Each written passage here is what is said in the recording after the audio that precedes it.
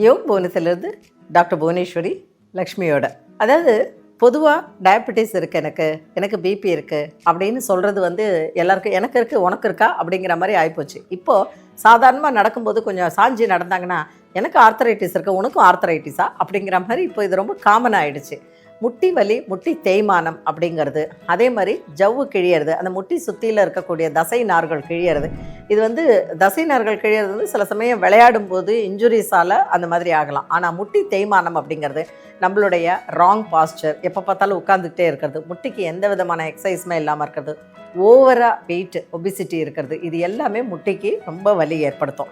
இப்போ முட்டி வலி ரொம்ப அதிகமாக இருக்குது, என்னால் நகரக்கூட முடியல, அந்த முட்டியை வந்து கொஞ்சமாவது நான் சரி பண்ணணும் அப்படின்னு நினைக்கிறவங்களுக்கு குயிக்காக, ஏன்னா உங்களால் நடக்க முடியாது, நடந்து அதுக்கான சிகிச்சைகளோ அதுக்கான ஆசனங்களோ பண்ண முடியாது அப்படின்னா உட்காந்துக்கிட்டே பண்ணுறதுக்கு ரொம்ப எளிதான ஒரு ஈஸியான சில பயிற்சிகளை இப்போ நம்ம பார்க்கலாம். லக்ஷ்மி உங்களுக்காக செஞ்சு காமிக்க போகிறாங்க. இப்போ என்னென்னா, முதல்ல நீங்கள் காலை வச்சுருக்கீங்க இல்லையா, உங்களோட ஹீல்ஸை நல்லா தூக்குங்க. ஒவ்வொரு ஹீல்ஸையும் தூக்கி தூக்கி இறக்குங்க. ரைட் ஹீல் நல்லா தூக்கி இறக்குங்க, அதே மாதிரி லெஃப்ட் ஹீலை நல்லா தூக்கி இறக்குங்க.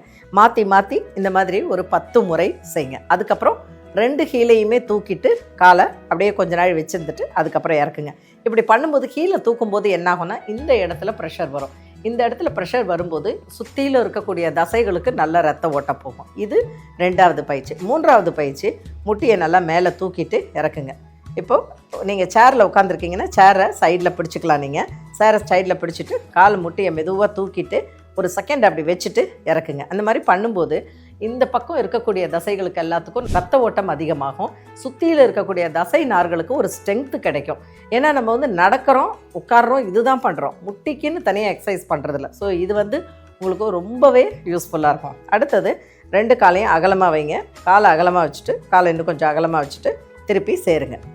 அவ்வளோதான். காலை 2 காலையும் அகலமாக வச்சுட்டு சேர்க்கறது. இது வந்து என்ன ஆகும்னா, தொடைப்பகுதி, உள் தொடைப்பகுதி, முட்டி, காஃப் மசில்ஸு, கீழே இருக்கக்கூடிய ஆங்கிள் எல்லாத்துக்குமே நல்ல ஒரு பிளட் சர்க்குலேஷன் போகும். ஓகேங்களா? அடுத்தது காலை நல்லா மேலே ஸ்ட்ரெச் பண்ணிவிட்டு கீழே இறக்குங்க. அவ்வளோதான். ரைட் லெக்கை நல்லா ஸ்ட்ரெச் பண்ணுங்கள், கீழே இறக்குங்க. அதே மாதிரி லெஃப்ட் லெக்.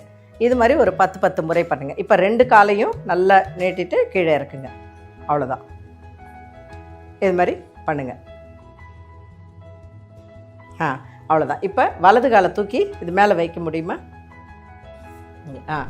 இப்போது இந்த காலை அப்படி மடிச்சுட்டு இந்த இடத்துல ஒரு டவலோ இல்லை இந்த மாதிரி ஒரு குஷனோ கொடுத்து நல்லா ப்ரெஸ் பண்ணுங்கள். ப்ரெஸ் பண்ணிவிட்டு கொஞ்ச நாள் வச்சுருந்துட்டு கீழே இறக்கிடுங்க. அடுத்தது இந்த லெஃப்ட் லெக் இந்த மாதிரி ஒரு குஷனை கொடுத்து இந்த இடத்துல அப்படி ப்ரெஸ் பண்ணிவிட்டு கீழே இறக்குங்க பொறுமையாக. அவ்வளோதான். ஸோ இந்த பயிற்சிகள் எல்லாமே நீங்கள் 5 முறை முதல்ல செஞ்சு பாருங்கள். உட்கார்ந்த இடத்துலையே பண்ணி பாருங்கள். இந்த மாதிரி பண்ணிங்கன்னா உங்கள் மூட்டு சுற்றியில் இருக்கக்கூடிய வலி வந்து குறைய ஆரம்பிக்கும். இப்போ இந்த மூட்டு வலி சரியாகணும், இன்னும் எனக்கு நிறைய யோக பயிற்சி வேணும் அப்படின்னா அதனுடைய லிங்க்கு டிஸ்கிரிப்ஷனில் கொடுத்துருக்கோம்.